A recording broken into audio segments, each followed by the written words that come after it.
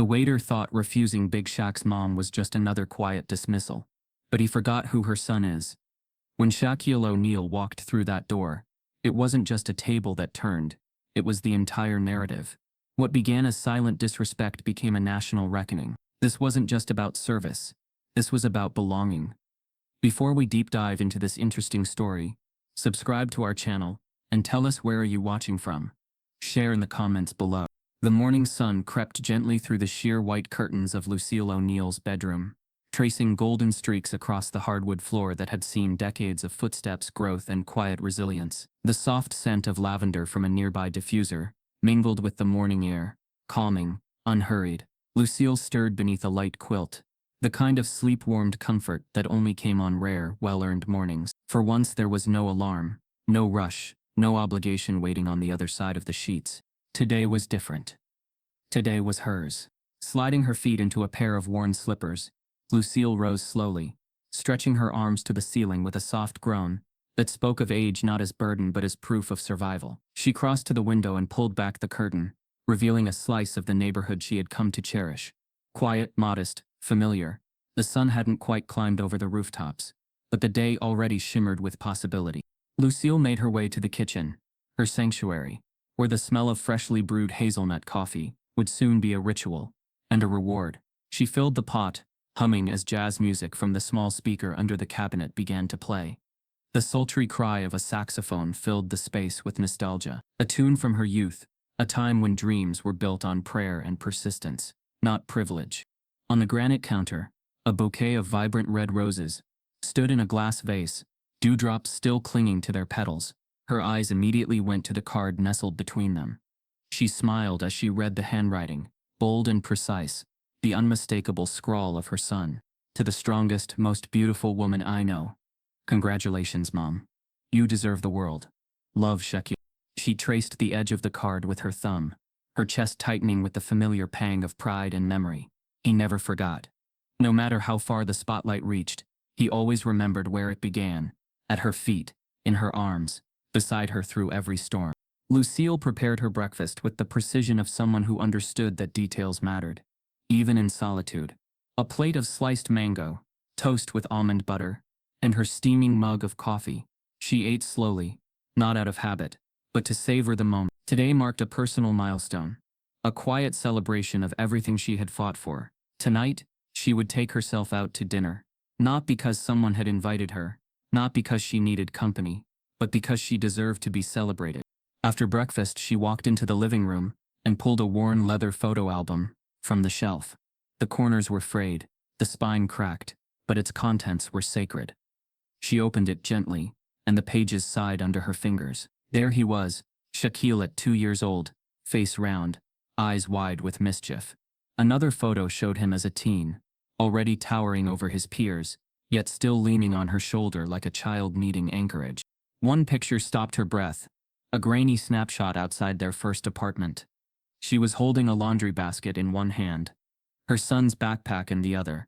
Behind her was a building with peeling paint and dreams stacked in every window. That hallway had been a runway for imagination, where bedtime stories doubled as life lessons and hope lived behind every locked door. She remembered every job she'd worked, every class she'd attended at night after a double shift, every sideways glance when she walked into a room and dared to speak with authority. She remembered the moments that bruised her spirit, but never broke it. Today was for all of that. Today was for her. Lucille spent the next few hours preparing. Her deep navy dress hung from the closet door, catching the light in delicate shimmers. It had been chosen for its elegance, its quiet power. She'd pair it with the silver bracelet Shaquille had given her after his first endorsement deal, and the pearls she only wore on days that mattered. She sat before the vanity mirror, applying her makeup with the same care she used to iron her son's school uniform, back when everything rested on appearances and first impressions. Her hands were steadier than she expected. Her eyes, lined with age, held a softness edged with strength. She didn't want to look younger. She wanted to look earned. By the time she stepped outside, the city had changed shades. Dusk settled into the streets, and the air buzzed with Friday energy. Her car waited in the driveway, gleaming, reliable. As she drove downtown, passing landmarks of a city that had both hurt and held her, Lucille allowed herself to breathe in the transformation of herself, of her life, of the legacy she had shaped. Traffic lights blinked red and gold as she turned onto the final street, her destination glowing ahead. The restaurant was grander than any she had dined in alone. Floor-to-ceiling windows, a valet circle with marble tile, cascading light fixtures in the foyer. She parked and stepped out with grace, her heels tapping a quiet rhythm against the stone. The valet opened the door for her, but there was a flicker, just a flicker of something in his expression. Dismissiveness. Surprise? She couldn't be sure. She moved past him, head high. Inside, the restaurant was cathedral-like in its sophistication. Lucille approached the host stand with confidence. "Reservation for O'Neal," she said. The young woman at the podium glanced down at the list. Her smile faltered for a second before returning. Forced, stretched too wide. "Could you spell that for me?" Lucille obliged. The hostess found the name, of course it was there, and motioned for her to follow. As Lucille was led through the dining room, a curious quiet settled in her wake, not overt, but perceptible. Eyes followed her. Conversations dipped. She didn't look around, but she felt it. She'd felt it before. Her table was in the far corner, near the kitchen doors, an afterthought spot, the kind where doors swung loudly and aromas clung too long. Lucille hesitated, then sat. She had made a reservation weeks ago. She wouldn't cause a scene over a seat. A waiter arrived without greeting, poured water without eye contact, and left without a word. The breadbasket he placed on the table was cold. She waited. 10 minutes. No one returned. Other tables were laughing, clinking glasses, receiving menus. Her table remained untouched. Lucille raised her hand to another passing waiter. He looked at her, paused, then continued walking as if nothing had happened. Her patience frayed.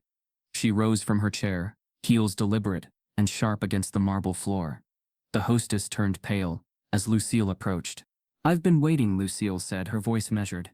"Is there a reason no one has taken my order?" The hostess stammered an apology and promised to check right away. Lucille returned to her seat. 5 more minutes passed. A waiter finally approached. No name, no smile. "I'll have the salmon," Lucille said calmly, "with risotto and grilled asparagus." The waiter jotted it down and walked away. She stared at her glass. Something had shifted in the room, and she could feel it pressing against her ribs, like a weight. It wasn't just bad service. It was deliberate. It was a message, a reminder. The manager came next, smooth-voiced and calculated. "There's been a slight issue," he said. "The chef feels the dish may not meet your preferences." Lucille's brows raised slightly. "My preferences? Yes. Perhaps something simpler would be more suitable." There it was. Coded, veiled, cowardly prejudice. He didn't expect her to resist. He expected her to lower her eyes, apologize for existing where she wasn't wanted, and disappear. Lucille's jaw tightened. "I'd like my check." Moments later, she left, her dress still elegant, her spine still straight, but her heart heavy. Outside, beneath the glow of the city's cold lights, she leaned against her car and took a deep breath. Her hands trembled, not from weakness, but restraint. She pulled out her phone. Her thumb hovered over the screen. Then it pressed down. "Shaq," she said into the receiver. "I need you to come here." And just like that, the evening changed. Lucille O'Neal had envisioned this night with such vivid care. Every detail selected to honor not just her journey but the dignity she had fought for at every stage of it. The navy blue dress clung to her like memory. Her silver bracelet caught the light as if echoing her pride. And her steps carried a quiet defiance built from years of walking through rooms that had never been designed for her comfort. As she approached the restaurant, an upscale venue shimmering with glass and ambition, Lucille felt the glow of arrival. She had made it not to a table, but to the life she once dreamt of while standing in food stamp lines, or waiting for buses with Shaquille asleep on her shoulder. The valet gave her a glance that lingered too long. His hesitation, subtle but unmistakable, scratched the surface of her composure. Still, she nodded with grace, handed over the keys, and stepped into the polished marble foyer with her chin lifted, her posture impeccable. The restaurant was buzzing with soft laughter, the clink of crystal glasses, and the swish of tailored suits moving from bar to booth. The air smelled of rosemary, citrus, and reservation-only privilege. Lucille moved to the hostess stand where a young woman barely out of college greeted her with a rehearsed smile that wavered slightly when Lucille stated her name. "Reservation for O'Neal." "Lucille." The hostess blinked, her eyes scanning the tablet, though Lucille caught the micro-reaction recognition, hesitation, recalculation. She asked her to spell the name, not because she needed it, but because she needed a pause. As Lucille repeated the letters, she noticed the faint tightening around the hostess's lips, the subtle lift of an eyebrow that often came before a gentle dismissal. "Yes, of course. Right this way," the woman said finally, but her voice lacked warmth, and her stride was too quick, as though trying to move Lucille out of sight.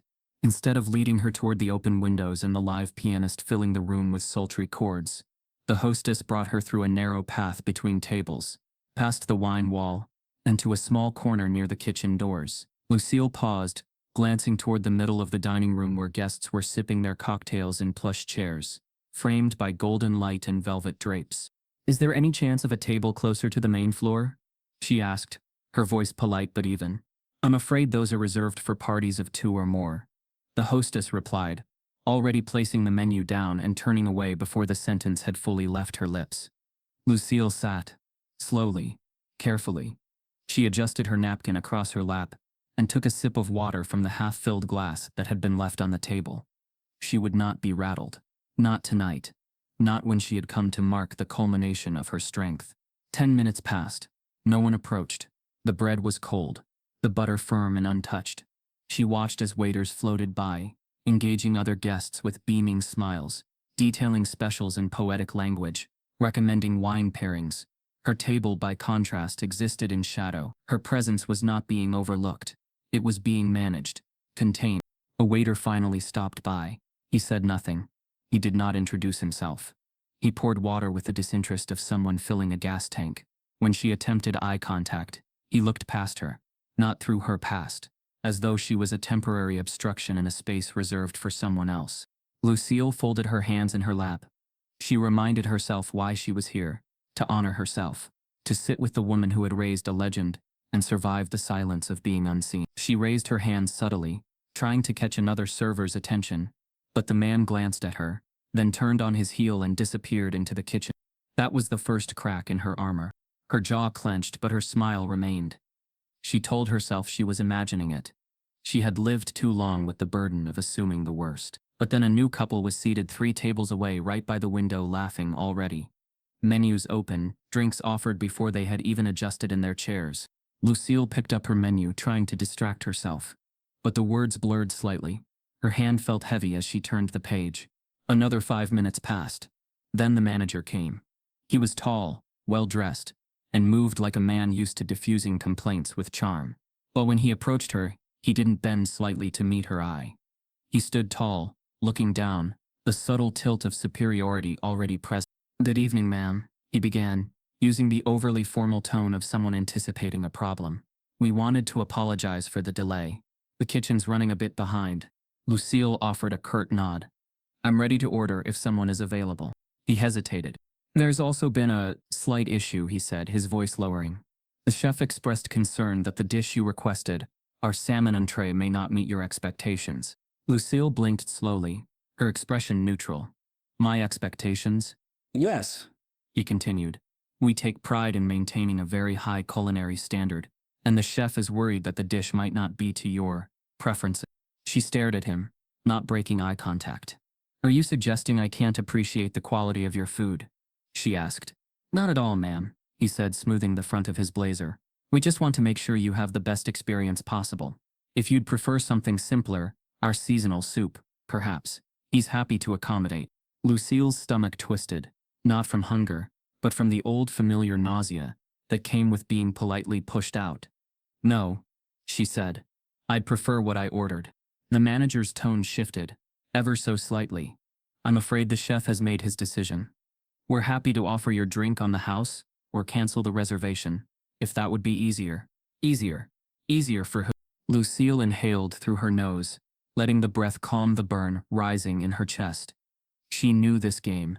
She had lived it in school meetings where she wasn't addressed as Mrs. but as Mom. She'd lived it in banks, in airports, in dress shops where she was asked if she could afford the outfit she was holding.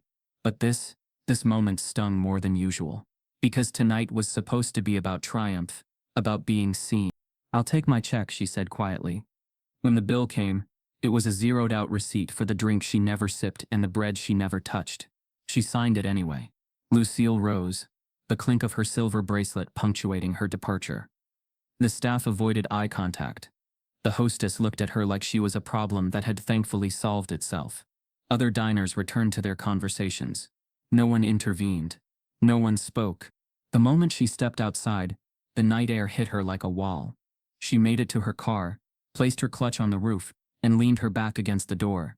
Her fingers trembled slightly as she reached for her phone. She stared at the screen. For a moment, she wavered. She didn't want to bother him. Shaquille had games to prepare for, deals to negotiate, headlines to manage. But then she remembered the way the manager had looked at her, with certainty, the certainty that she would leave quietly. Lucille pressed the screen. It rang twice. "Mom?" Shaquille's voice came through, low and alert. She opened her mouth, but the words caught. She swallowed, ripped the phone tighter. "I need you to come here," she finally said. There was no hesitation. "Where are you?" She gave him the name of the restaurant. "I'm on my way," he said, and hung up. She didn't wait inside. She waited out front, standing straight, shoulders squared against the Humiliation still trailing behind her. A black SUV turned the corner moments later and pulled up beside her. The door opened, and out stepped Shaquille O'Neal. He was a force tall, broad, his suit crisp, his energy coiled. He didn't speak, just scanned her face. She nodded once. "They refused to serve me," she said simply. "Said the chef wouldn't make my meal. Suggested I leave." Something in his jaw ticked. "Stay here." "No, Shaq," she started. But he was already walking, and the night was about to shift. The glow of the streetlights blurred through Lucille's windshield as she sat behind the wheel of her parked car. The engine was off, but her pulse raced like it was still in motion. Her hands rested in her lap, fingers interlocked tightly, as if clasping them together would prevent the sting building in her chest from rising any higher. Outside, the upscale restaurant gleamed behind her like a world that had spat her out. Moments ago, she had entered its doors filled with quiet pride. Now, her reflection in the glass whispered something else entirely. She hadn't cried, not yet, not in there. She had kept her chin high, her movements composed. She had paid for a drink she hadn't touched, signed the receipt like it was any other night, left with her dignity intact, at least on the outside. But inside something trembled, something cracked in a place long sealed by endurance. Her purse rested on the passenger seat beside her, but her phone remained untouched. She stared forward, into the dim night, watching well-dressed couples enter and exit the restaurant's golden-lit facade, their laughter floating like nothing had happened. For them, nothing had. For Lucille, this night would not fade quietly. Not again. Not this time. Still, a part of her wanted to pretend, to turn the key in the ignition, drive home, slip off her dress and call it exhaustion. Maybe make herself a cup of tea. Say she'd lost her appetite. Tell no one. It wouldn't be the first time. That option hovered in her mind like a familiar ghost. Silence. She'd carried it many times before. When the bank manager looked past her and spoke to the white couple behind. When the PTA chair called her honey and dismissed her concern about curriculum bias. When the boutique clerk followed her around like a shadow. Those weren't bruises, but they were wounds just the same. Hidden ones. The kind you talk yourself out of acknowledging. She unclasped her hands, reached for the mirror, and looked at herself. Her makeup, though slightly faded, still held. Her lipstick hadn't smudged. Her curls hadn't fallen. She didn't look like a woman unraveling. But she felt like one being asked, again, to bear what shouldn't be hers. Lucille's eyes flicked to her phone. Her thumb hovered over the screen. She inhaled deeply, then exhaled longer. Calling Shaquille would mean breaking the barrier she'd always protected, her independence. He had offered her everything, the world, if she'd let him. But Lucille had spent her life proving she didn't need saving, only space to stand on her own. But tonight wasn't about pride. It was about what they'd taken from her when they assumed she'd leave quietly. About the message they sent with their cold bread, delayed service, and subtle smirks. That she was not meant to be here. That no matter how polished, poised, or prepared she was, she did not belong. And suddenly, the silence felt like surrender. Her thumb pressed down. It rang twice. "Mom." His voice, steady, deep, familiar, filled the car like oxygen. Lucille opened her mouth, but the words were slow to come. Her voice cracked, and that surprised her most. Not the tears she refused to let fall, but the crack in her voice that reminded her how hurt she truly was. "I need you to come here," she said softly. She heard him shift, alert now. "Where are you?" She gave him the name of the restaurant. It tasted bitter. "I'm on my way," he said. No questions. No judgment. Lucille ended the call, then set the phone back in her lap, and rested her head against the seat. The quiet returned, but it didn't press as heavily now. Somewhere in the distance, the sound of tires against pavement hummed like a heartbeat. This wasn't about vengeance. It wasn't even about the meal anymore. It was about choosing not to carry the shame of someone else's prejudice. About refusing to be complicit in her own dismissal. 10 minutes passed. Then she saw the black SUV turn the corner. It moved with intention. Smooth and decisive. The kind of arrival people noticed. And when it pulled up behind her car, Lucille felt something shift again. Not safety, not yet, but solidarity. The door opened, and Shaquille stepped out. His presence was commanding, without trying to be. Tall, broad-shouldered, a tailored jacket stretched across his chest like armor. His walk, purposeful, each step closing the distance between them, like a shield she hadn't asked for but no longer wanted to refuse. He didn't speak immediately, just studied her. Eyes gentle but focused, seeing what no one inside that building had bothered to look for. "Mom," he said finally, his voice quieter now. "What happened?" Lucille blinked once. The words felt dense, knotted together. But when she spoke, they came untangled. "They wouldn't serve me," she said, careful not to let emotion muddle the clarity. "Said the chef couldn't prepare my order, suggested I pick something simpler, or leave." Shaquille's jaw flexed, his gaze sharpened, but he didn't explode. He never did, not unless pushed too far. "And when you left, they didn't care. They assumed I'd go quietly." That sentence lingered between them. "I wasn't gonna call you," Lucille admitted, her voice low. "I didn't want to make this into something it didn't need to be. But it already was something." Shaquille replied. "You just decided not to carry it alone." Lucille nodded slowly. The weight in her chest didn't vanish, but it changed. Became less of a burden, more of a torch. "I didn't want to cause a scene," she said again, but this time the words felt like they were on trial. Shackle took a step closer, rested a hand gently on her shoulder. "You're not the one who made a scene," he said. "They did. You just gave it a witness." Lucille exhaled. It was the kind of breath that released more than air. It let go of the voices in her head that had asked her to shrink, to be agreeable, to leave unbothered. She looked toward the restaurant. The lights still glowed. The laughter still spilled onto the sidewalk. Inside, they likely assumed the issue had walked out the door with her. But they were wrong. Shaquille turned toward the entrance. She caught the shift in his posture, the quiet resolve that preceded motion. "Stay here," he said gently. Lucille didn't answer right away. Her instinct was to say no, to insist on walking beside him, to face what was ahead together. But she also knew the power of letting him carry this next part, just for a while. "Go," she said. And in that moment, something inside her aligned. Not broken, not bent, just honest. She wasn't less for needing help. She wasn't weaker for not fighting alone. This wasn't a retreat from strength. It was a declaration of it. As Shaquille crossed the threshold into the place where her dignity had been questioned, Lucille leaned against her car once more, not from defeat, but to steady herself for what came next. The streetlight above flickered once, then steadied. In its pale glow, Lucille stood silently, no longer wrestling with the decision she'd made. The silence that had once bound her now felt like armor. She had not walked away quietly, and she never would again. Shaquille arrives. The restaurant's ornate glass doors parted as Shaquille O'Neal stepped through them, and with that single entrance the entire atmosphere shifted. Conversations faltered mid-sentence. Cutlery froze inches from plates. The ambient jazz humming through the sound system seemed to dim beneath the gravity of his presence. Shaquille wasn't just a celebrity walking into a dining room. He was a storm gathering heat, purpose and moral weight. Lucille, watching from outside, had always known her son to be a gentle giant. But tonight she saw the man he had become through a new lens. Not just an icon, but an anchor. He wasn't here for fame. He was here for justice. Inside, the manager, a man who had earlier cloaked condescension and politeness, stood rooted to the spot, trying to recompose himself. His practiced corporate demeanor faltered as Shaquille's gaze met his. The NBA legend did not offer a handshake. He did not smile. He walked toward the manager with the kind of deliberate calm that carried more weight than fury ever could.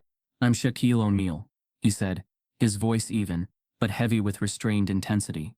"And I want to know why my mother was treated like she didn't belong in this place." The murmur of whispered speculation rippled through the room, guests shifting uncomfortably in their seats. Everyone had noticed Lucille's isolated table near the kitchen. Many had glanced at her more than once, but now, with her son's words piercing through the air, their silence became its own kind of guilt. The manager blinked, then stepped forward, managing a brittle smile. "Mr. O'Neal, I think there's been some misunderstanding." "There's no misunderstanding," Shaquille cut in, his voice louder now, enough to silence any remaining chatter in the dining room. "You seated her in the worst spot, ignored her, had your staff avoid her, and then told her the chef wouldn't make her order. You humiliated her." He didn't need to raise his voice further. The calm in his delivery was colder than anger. It was precision. It was clarity. It was power unflinching. The manager opened his mouth, but words failed him. Then, as if trying to deflect, he gestured toward the kitchen. "Let me get the chef, and we can clarify." "Get him," Shaquille said, folding his arms. Moments later, the chef appeared, a man in his late 50s, with thinning gray hair and a stiff gait. He walked with the air of someone inconvenienced, not someone apologetic. His eyes met Shaquille's briefly, then lowered instinctively. "You're the one who said you wouldn't cook for my mother?" Shaquille asked, stepping closer. The chef straightened, cleared his throat and said, "It wasn't personal. I just wasn't sure we could meet expectations." Shaquille's eyes narrowed. "You served everyone else tonight without hesitation. What was different about her?" The chef hesitated. "She seemed particular." Shaquille tilted his head. "Particular? You mean black? Dignified? Alone?" The chef didn't respond. "Let me explain something to you," Shaquille continued.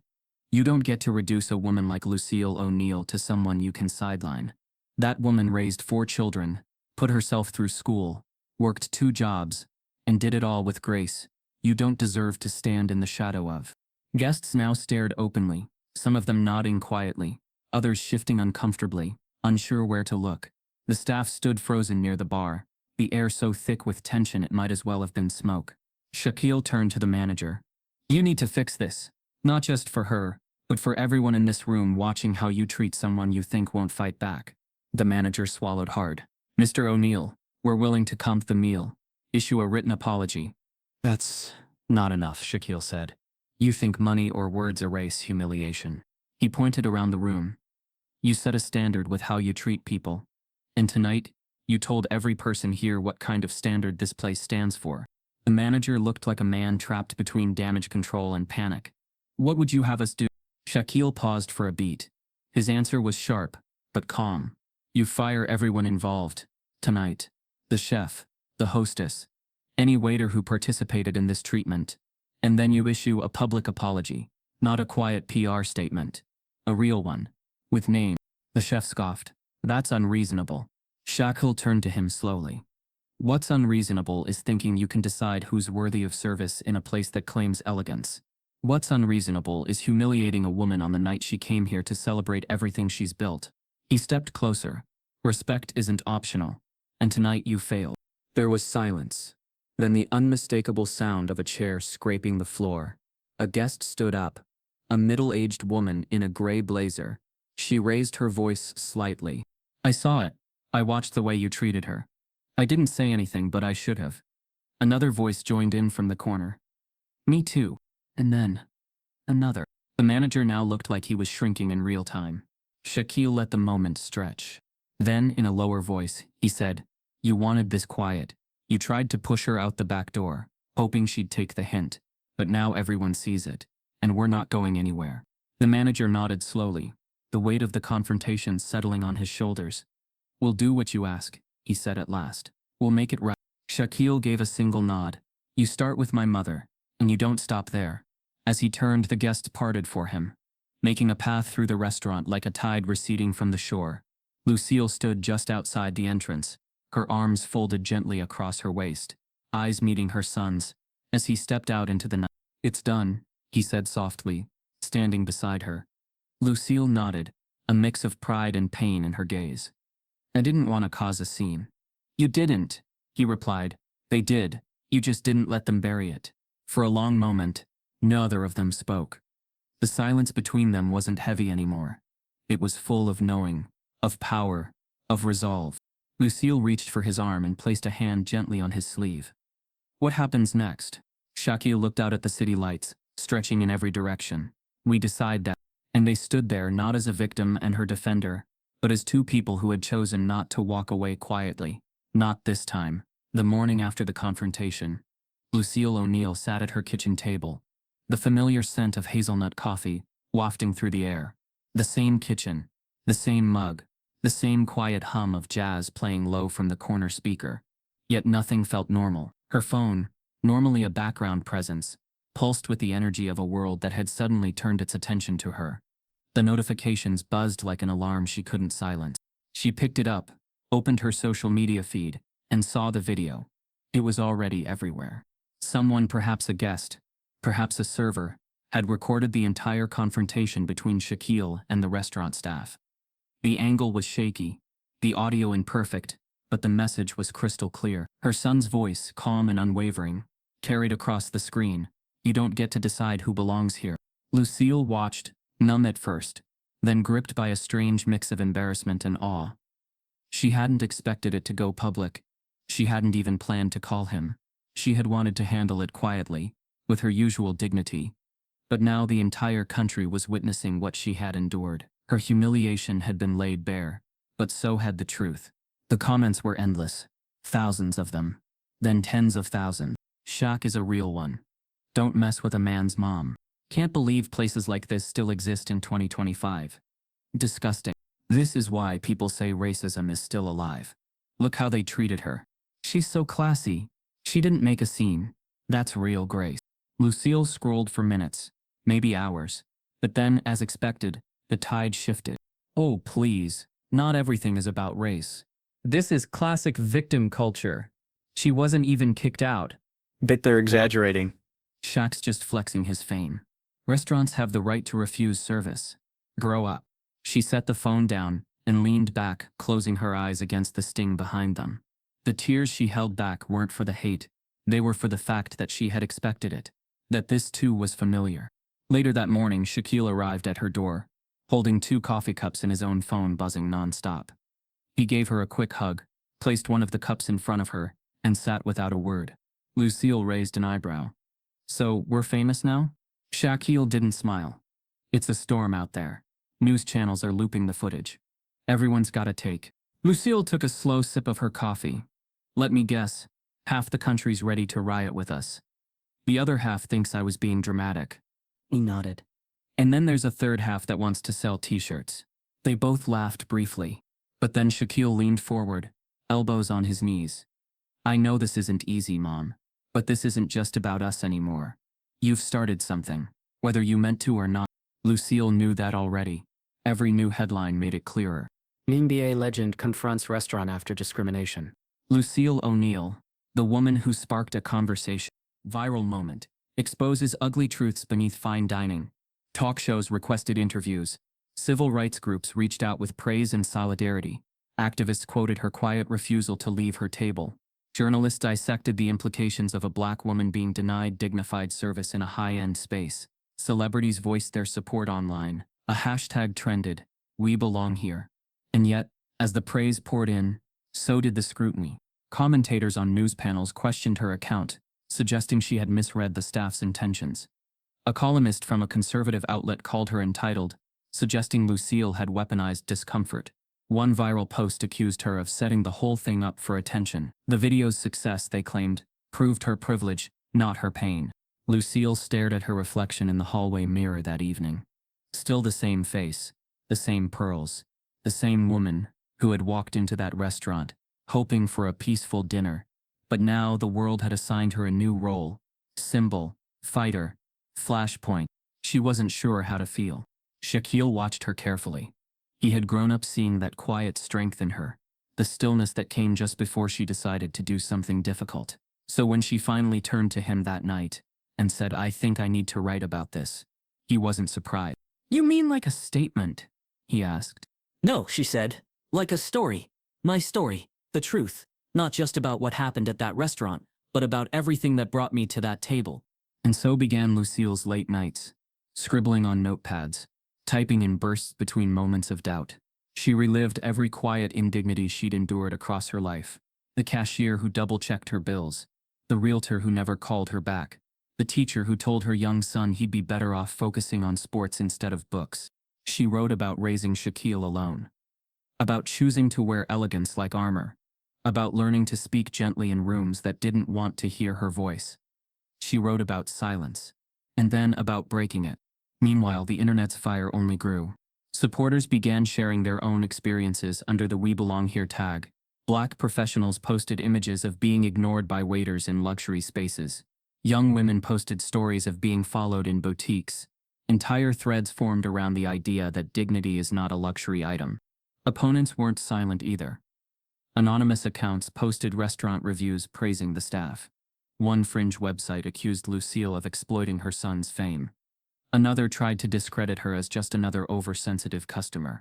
Lucille didn't respond publicly, but she read every word. Because this wasn't just noise, it was a mirror. One evening, a letter arrived, a handwritten note, neatly folded and signed only with the name Maya. It read, "Mrs. O'Neal, I saw your story, and cried. I've worked in places like that. I've been treated like I didn't belong. But seeing you walk through that night with grace, it gave me permission to stop apologizing for existing. Thank you." Lucille folded the note and placed it gently in a small box beside her desk, already half filled with similar messages, each one a small testimony, a quiet revolution. Days turned into a week, then two. The restaurant, once defensive, now issued a formal public apology, not just to Lucille but to the community. It promised cultural training, new hiring protocols, and a town hall to be held on site. The chef and manager were no longer employed there. But Lucille didn't celebrate. Not yet. She wasn't interested in damage control. She was thinking about something bigger, something lasting. One night she turned to Shaquille and said, "I don't want this to end with an apology. I want this to begin with a purpose." Shaquille smiled. "What are you thinking?" Lucille exhaled slowly, her fingers tightening around her teacup. "A dinner. Not just for me, for people who've been made to feel like I did that night. A real one. In that same space. But this time we're the ones setting the table." The idea grew quickly. Activists volunteered. Community leaders agreed to speak. The restaurant reluctantly agreed to host this time on Lucille's terms. And as the vision took shape, something inside her finally settled. This wasn't just fallout. It was ignition. This wasn't just a moment. It was a movement. And as Lucille O'Neal sat back at her writing desk, pen in hand, surrounded by letters of gratitude and echoes of her own past, she realized she had found clarity within the chaos. She wasn't just reacting anymore. She was leading. And this time, no one could deny her place at the table. The past week had changed everything. The moment in the restaurant had started as an individual injustice, a private sting wrapped in velvet tones and polished decor. But when Shaquille stepped through those restaurant doors, the story shifted. Then came the video. Then came the firestorm. Then came the letters. The stories that mirrored her own. People who didn't have sons with global fame, but who had sat alone in cafes, boutiques, banks, made to feel less than. Now it wasn't about humiliation, it was about legacy. Shaquille stepped into the room, with 2 mugs of hot cocoa, placing one beside her. "Still thinking?" Lucille glanced up and smiled faintly. "Still building." He slid into the seat across from her. "I got a call from the restaurant owner again. He's practically begging for a meeting." Lucille raised an eyebrow. "Now that his bookings are plummeting and he's trending for all the wrong reasons, I imagine he's found religion. He's not the only one calling." Shaquille continued. "Networks want interviews. There's a documentary team reaching out. Even some politicians." Lucille sighed, steadying her voice. "This can't just be a PR wave. If we're going to respond, it needs to have weight, not noise, substance." Shaquille nodded. "So what's the move?" Lucille looked down at the notepad, then met his eyes.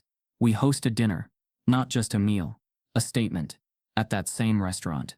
This time, it's filled with people who've been made to feel like they didn't belong, because of their race, their background, their job title, their clothes. We take what was meant to diminish and we turn it into something undeniable."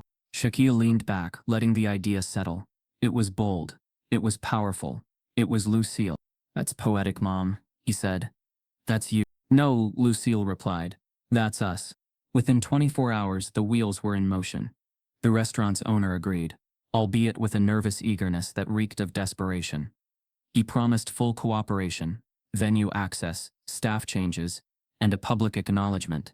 Lucille didn't care for his guilt. She cared for his compliance. They began reaching out quietly and purposefully. Community organizations, legal aid groups, education advocates, cultural foundations. Lucille wanted the guest list to represent the spectrum of experiences she had read in those letters. A nurse who had been overlooked for promotion despite her accolades.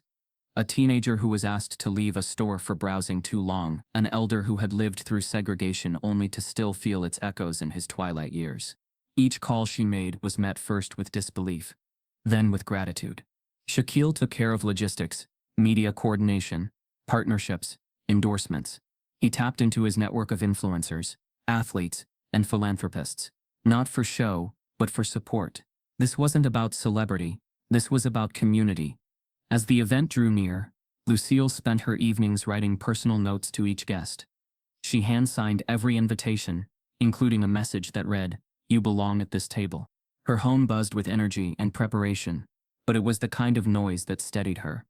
She felt less like a victim, and more like a force. Even the staff at the restaurant, now replaced with a more diverse and respectful team, seemed to carry a certain reverence for what was about to take place. On the night of the event, Lucille stood in front of her mirror once more. The same pearls rested on her collarbone. But this time, they felt like armor. Her navy blue dress shimmered in the light, not as a symbol of status but of earned grace. She looked at herself and nodded. This night she would not be seated at the margins. As she arrived, the transformation was staggering. The restaurant glowed, elegant, yes, but no longer cold. Each table was dressed with fresh flowers and candles. The waitstaff welcomed guests warmly, genuine. A long table near the front was reserved for speakers, and a small stage had been set with soft lights and a simple banner behind it. "We belong here." Guests began to filter in. Some arrived with hesitation, shoulders tight, eyes scanning the space. But Lucille met each one at the entrance, shaking hands, offering hugs, assuring them with her steady presence. The room, once filled with whispers of doubt, now pulsed with cautious hope. Among the attendees, a young Latina woman in a power suit, who had once been denied a job interview for not fitting the culture, a retired postal worker who was told repeatedly that he spoke too loudly in public spaces, and a teacher who had been mistaken for the janitor on more than one occasion. As dinner began, the murmurs grew into laughter and conversation. Shaquille moved through the room with practiced warmth, but it was Lucille who held the center. When she finally stepped onto the stage, the room quieted not from obligation, but from respect. She took a moment, scanning the faces before her. Then she began. "When I walked into this place last time, I came here to celebrate. But instead I was questioned, judged, made to feel like I didn't deserve the space I occupied." She paused, letting the weight of her words linger. But what hurt the most was not the dismissal. It was the certainty with which they assumed I would accept it. Heads nodded, eyes glistened. The resonance was palpable. I thought about walking away quietly. But I didn't. Because I realized silence protects the wrong people. Her voice held firm. "Tonight is not about anger. It's not about revenge. It's about recognition, restoration, reclaiming our space at tables where we've been pushed aside for too long." Applause rose, not a roar, but a grounding swell of affirmation. One by one, guests came forward to share their stories. A black man spoke about being stopped at the entrance of a luxury car dealership.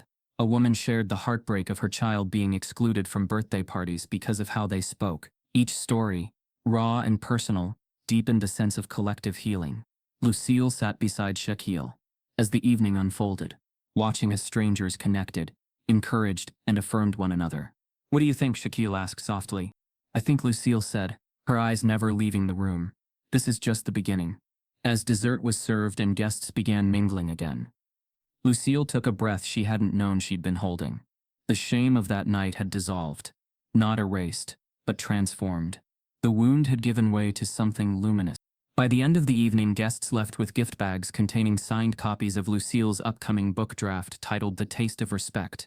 along with information about community networks and advocacy channels. There were no paparazzi, no press stunts, only people walking out taller than they had arrived.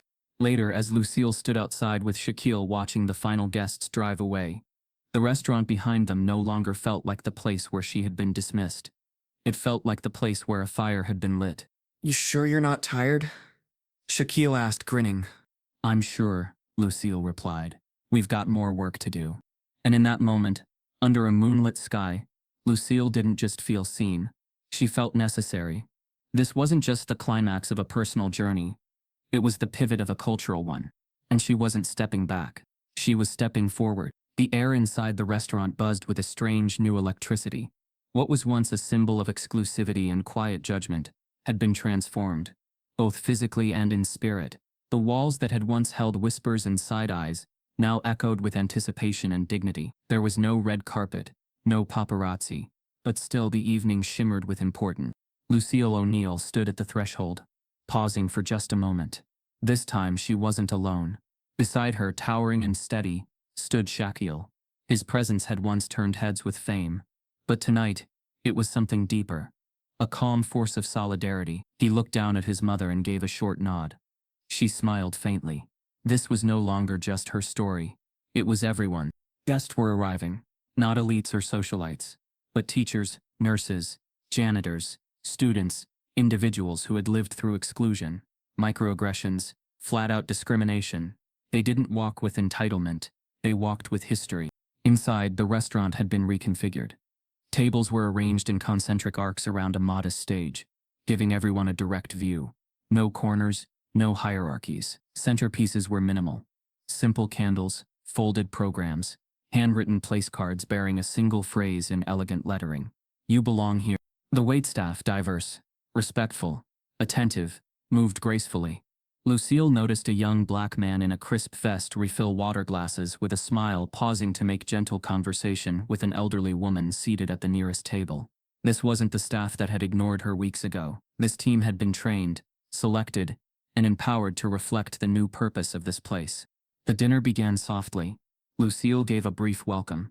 Gracious, warm, but not without steel. She shared what had happened, but not in detail meant to indict. Rather, she laid the foundation for what would come next. I walked into this restaurant once feeling proud. I left feeling small. But tonight, we walk in together. We walk in tall. And we speak. She stepped down. No dramatic flair. Just a quiet dignity that set the tone. Then the microphone was opened. The first speaker was a woman in her 40s. Monique, a high school counselor from Baltimore. She spoke of being dismissed in parent-teacher meetings because she didn't look like administration. She described the ache of working twice as hard to be taken half as seriously. As she spoke, a hush settled. She didn't cry. She didn't shout. But her words carried the weight of decades. Next came Javier, a delivery driver, who shared how he'd been denied access to building lobbies more times than he could count. They always ask who I'm here to clean for, he said, voice rough. Never who I'm here to serve. One by one, voices took the stage. Each story unique, each one echoing. A Muslim woman in a lilac hijab told of being stared at on subways, ignored in boutiques, questioned at airports. A trans man from Detroit recounted being refused service at 3 restaurants in one night. An elderly black couple spoke together, taking turns, describing the long journey from Jim Crow to now, with tears in their eyes, not from pain alone, but from pride that this night existed. As the speakers shared, the room shifted. It was no longer a dinner, it was a chorus, and no voice drowned out another. In a back corner, a young girl no older than 12 sat beside her mother, wide-eyed and listening. When Lucille caught her gaze, the child smiled, small and shy. That look, that moment, would stay with Lucille longer than any headline. Shaquille stepped onto the stage next, not as a celebrity, but as a son, an ally, a witness. He didn't speak with grand gestures. He told the story of the night he got a call from his mother. She sounded tired, not because she was weak, but because she was done being quiet. He looked out into the crowd. Sometimes people mistake silence for compliance. My mother taught me that dignity has a voice. And it's not always loud, but it never lies. There was no need for applause. There was only resonance. Lucille followed, stepping up for a final reflection. This isn't about a bad restaurant, she began. It's about a culture that teaches people to expect less, to feel grateful just for being let in. But let me be clear, we are not guests in this life. We are co-owners of this world.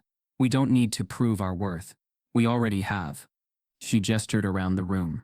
Tonight we reclaim not just space, but story. The guests stood, not as a performance, but because they couldn't stay seated. The emotion was too real, too shared. Some clapped. Others wiped their eyes. A few simply stood still, hands clasped in front of them, as if grounding themselves in something they'd never fully felt before: validation. The dinner concluded with no dessert menu, no check. Instead, each guest received a note, tucked beneath their plate. Your voice matters. This room heard you. The world will too. As people trickled out, many lingered to hug, exchange contact info, share quiet words of thanks. It wasn't networking, it was connection. Outside, the night air was cooler. Lucille stepped onto the sidewalk and looked up at the stars. For the first time in weeks, she felt something had shifted, not just around her but within. Shaquille joined her, folding his arms and watching as guests stepped into rideshares, or strolled away with shoulders a little straighter. That felt good, he said. Lucille nodded slowly. It felt necessary. He looked at her, waiting. She turned, meeting his gaze. We made a place for healing, but now, we build places for change. Starting where? Everywhere. They stood in silence, no longer watching the restaurant fade behind them. Instead, they faced forward, toward whatever came next. The uprising wasn't loud, it wasn't violent, but it was real, and it had begun. The room was quiet, lit only by the golden hue of a desk lamp that cast long shadows across pages and scribbled notes. Lucille O'Neal sat still, pen in hand, staring at a blank page. Around her, stacks of letters, real letters, handwritten and heartfelt, lined her table. Some were neatly folded, others crinkled and tear-stained. All were echoes of what had begun the night she walked into that restaurant with dignity and walked out with her silence shattered. It had been weeks since the "We Belong Here" dinner. The ripple it created hadn't faded. It had become a wave. More interviews followed. Panel discussions. University lectures. People didn't just want Lucille's story. They wanted her voice. They wanted her why. And now, sitting at her desk, Lucille understood exactly what she needed to do. She had spoken aloud. She had stood tall. But the written word, she believed, could travel further, reach more, and stay longer. It could sit with someone in the quiet of their room the way no speech could. It could become memory, record and file. The title came easy. The Taste of Respect. It wasn't just about food. It wasn't about the restaurant. It was about something deeper. The sting of being told you don't belong, and the resilience it takes to say, yes, I do. And more importantly, so do others. She began to write. Paragraph by paragraph, she poured it out. The velvet humiliation of that night, the ache of the silent years before, and the electric thunder of Shaquille standing up beside her. But this wasn't a revenge story. This was a blueprint for dignity, a roadmap for change. She wrote of her childhood, of raising a giant in a world that often tried to make both of them small. She wrote of the whispered apologies she'd once accepted, the backhanded compliments she'd learned to smile through, and the righteous fire she'd felt the day she chose to stop making herself smaller to fit someone else's table. Her son had fought on a basketball court, but she had fought in kitchens, classrooms, and boardrooms. She had fought in silence, in stares, and in every deep breath it took, not to lose her temper when someone questioned her right to exist in a space. But not anymore. Word spread fast. Advanced readers, friends, publishers, leaders called it necessary. When it finally released, The Taste of Respect soared to the top of the bestseller list within days. The demand wasn't just literary, it was cultural. She wasn't alone anymore. People had been waiting for a story like this, for permission to speak, and now, they had it. Soon, Lucille was invited to appear on national morning shows. She sat across from polished hosts in cold studios with bright lights and answered questions that made her lean forward with quiet intensity. How did you feel in that moment? Like I'd been made invisible. Again. What made you call your son? Because I was done swallowing my voice. What would you say to someone who doesn't believe discrimination still happens? I'd ask them how often they've had to prove they belong. Audiences listened. Some nodded in solidarity. Others shifted in discomfort. And that, Lucille knew, was a start. Discomfort, after all, was where growth begins. But a book wasn't enough. The stories that had come to her after the dinner, the emails, the letters, the quiet hands on her shoulder at events, all carried the same pain. I thought I was the only one. Lucille couldn't let that stand. With Shaquille's backing, she launched a foundation, the Taste of Respect Initiative.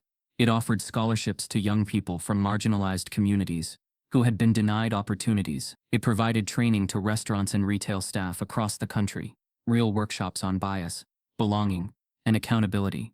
It launched a hotline for reporting and documenting acts of public discrimination. What began as a personal heartbreak had turned into a national platform, and now it was becoming an engine of change. Lucille didn't stop there. She hosted roundtable conversations in cities across the U.S., inviting people of every background to talk, not in echo chambers, but across difference. She wanted to do more than spotlight injustice. She wanted to rewrite the room.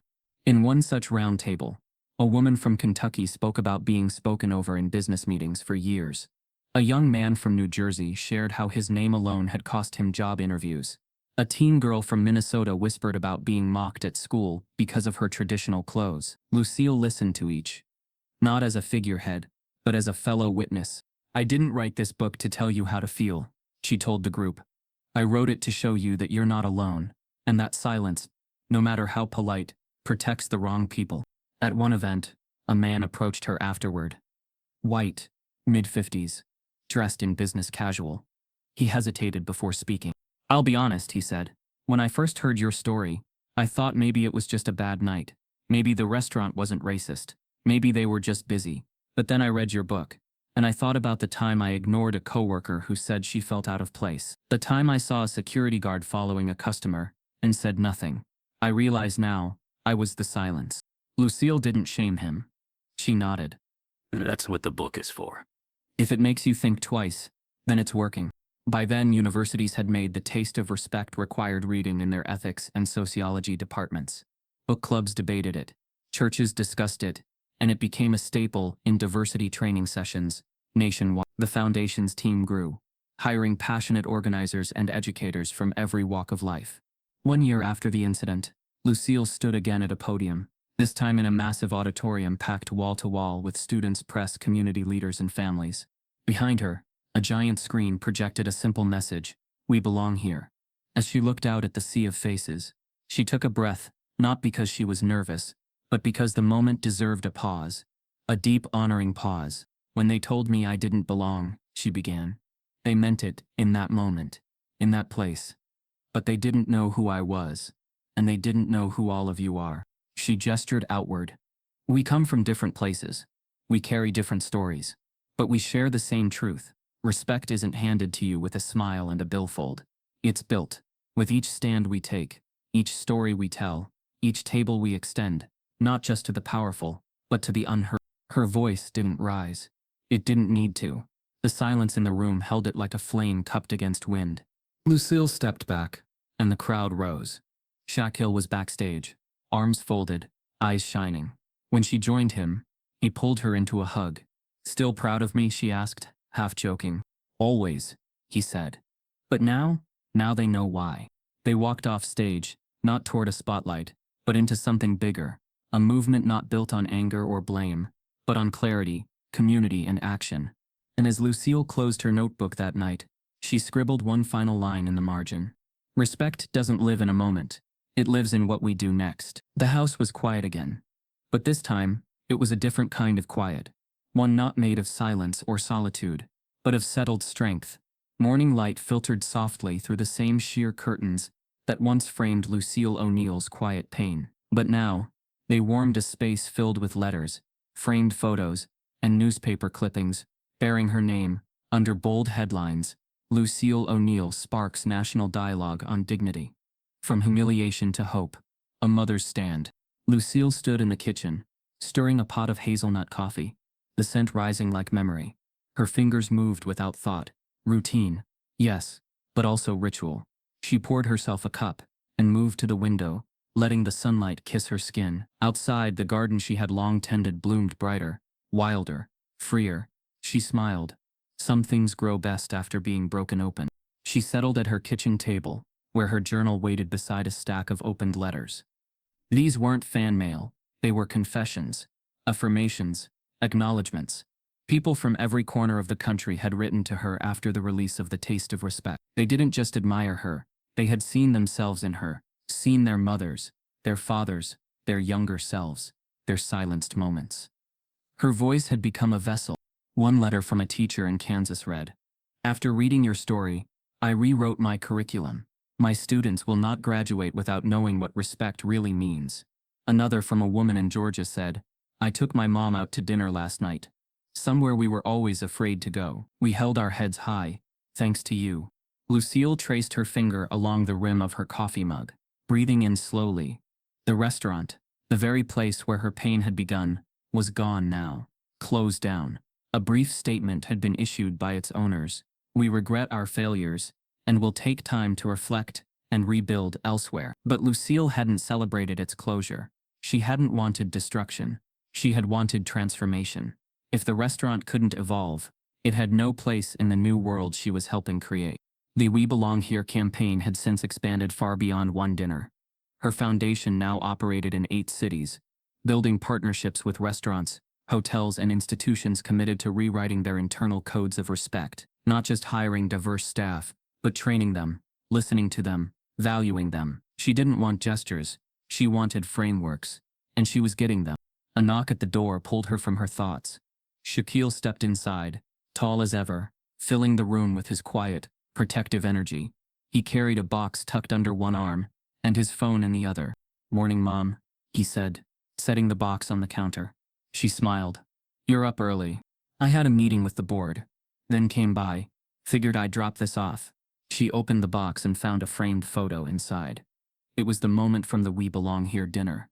Lucille standing on stage, mic in hand, the crowd behind her glowing like a sea of stars. Across the bottom he'd engraved the words, "You didn't just speak, you changed the volume for all of us." Lucille blinked, her throat tightened, but she held the emotion steady. "You always know what to say." Shaquille shrugged with a soft grin. "You taught me." He sat across from her, setting his phone face down. "Things are changing. You feel it?" "I do," she said quietly, "but it's delicate. Like it could fall apart if we stop paying attention." Shaquille nodded. "That's why I wanted to ask you something." He leaned forward, elbows on the table. "What's next?" Lucille's smile deepened, but her eyes stayed firm. She'd been waiting for that question. In truth, she'd asked herself the same every morning since the movement had started gaining traction. What do you do when your private fight becomes public fuel? When the wound that once shamed you becomes a banner others march behind? Her answer was clear. We keep building. It wasn't just a slogan. It was her foundation's new initiative. An incubator for young activists, writers, and advocates. People who had stories, vision, and fire, but not always the tools or the platforms. Lucille wanted to change that. She didn't want to be the voice. She wanted to amplify others. "We're starting with workshops," she continued. "Storytelling for social change, public speaking, conflict resolution, how to hold space without burning bridges. I don't want another generation swallowing their voices just to survive." Shaq leaned back, impressed. "You've built an entire movement." Lucille shook her head gently. "We did. And now I want to make sure it lasts longer than headlines." They sat in a comfortable hush, the weight of legacy resting lightly between them. Then Lucille stood and crossed to the bookshelf. From the top shelf she pulled down a photo album. Older, leather-bound, well-loved. She flipped it open and pointed to a picture of her and a much younger Shaquille in front of a tiny apartment, smiling wide despite the chipped paint and cracked sidewalks. "I used to look at this photo and feel pain," she said, "because I remember how hard that time was. But now," she glanced at him, "now I see how far we've come, and how much further we can go." Shaquille stepped beside her, looking down at the photo. "I remember that day. You made me pancakes for dinner because we couldn't afford anything else." Lucille chuckled. "I told you it was gourmet. You made it feel like it was." Later that day, Lucille returned to her writing desk. The second book had begun taking shape in her mind. This time it wouldn't be memoir. It would be a guide, respect in action, how to confront with grace, how to lead with empathy, how to heal without forgetting. She began sketching chapter titles. The Power of a Calm Voice, Holding the Mic for Others, Dignity Doesn't Beg. Each title was a lesson she'd earned, not learned. The sun dipped lower as she wrote, the light shifting across the room in golden ribbons.